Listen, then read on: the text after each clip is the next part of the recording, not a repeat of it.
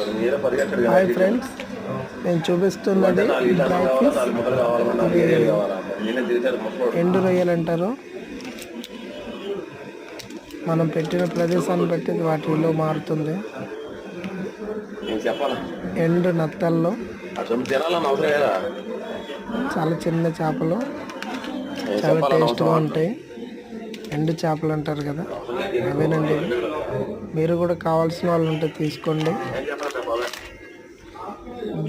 జూడియోలో దొరుకుతున్నాయి చిన్న చిన్న సేర్మెన్ చేపలు. ఇవి 100 గ్రామ్స్ 80 రూపీస్ 90 రూపీస్కి అమ్ముతున్నారు. మరి కావాల్సిన వాళ్ళు ఎవరైనా ఉంటే జూడియోకి వెళ్ళి తీసుకోండి. చిన్న చిన్న ప్యాకింగ్ చేసి అమ్ముతున్నారు.